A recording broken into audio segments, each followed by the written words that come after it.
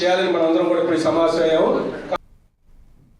Telangana cinema వేదిక ఆధ్వర్యంలో Andhra Telangana cinema విభజన, తెలంగాణ సినిమా పాలసీ అంశంపై సెమినార్ నిర్వహించడం జరిగింది. ఈ సెమినార్లో వివిధ సంఘాలకు సంబంధించిన నాయకులు హాజరై తెలంగాణ సినిమా పాలసీ, చల్లా శ్రీనివాస్ తెలంగాణ సినిమా భవిష్యత్తుపై నందిని సిద్ధారెడ్డి మాట్లాడడం జరిగింది. రాష్ట్రంలో సినిమా రంగ అభివృద్ధి కోసం తెలంగాణ సినిమా వేదిక పోరాడుతుందన్నారు. డిస్కషన్ అన్న మాది విజయవాడ కాదు, మాది పక్కన మహబూబాద్. అదేంటబ్బా 5 నిమిషాలని ఆంధ్ర నుంచి మన వరంగల్కి ఎట్లా మహబూబాద్కి ఎట్లా మారినాం అంటే, తెలంగాణ సినిమా రంగంలో ఆంధ్ర అని చెప్పుకుంటేనే బతకగలుగుతాం, లేకపోతే ఈ రాష్ట్రంలో బతకలేము, అవకాశాలు రావు, తొక్కేస్తారు. ఎవరు కూడా తెలంగాణ ఆధ్వర్యంలో బిర్లా భాస్కర్ ఆడిటోరియంలో మేము సెమినార్ నిర్వహిస్తున్నాం. మా సెమినార్ ఉద్దేశం కూడా ఏంటంటే, ఇవాళ రాష్ట్రం వచ్చి 12 సంవత్సరాలు అవుతున్నా కూడా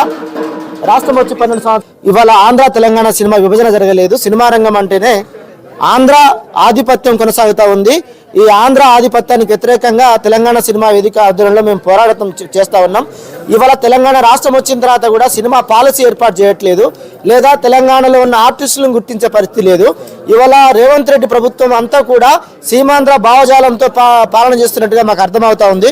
అందుకనే సినిమా రంగం మీద ఆంధ్ర ఆధిపత్యాన్ని, ఆంధ్ర దోపిడీని వ్యతిరేకిస్తూ మేము ఈ సెమినార్ నిర్వహిస్తున్నాం.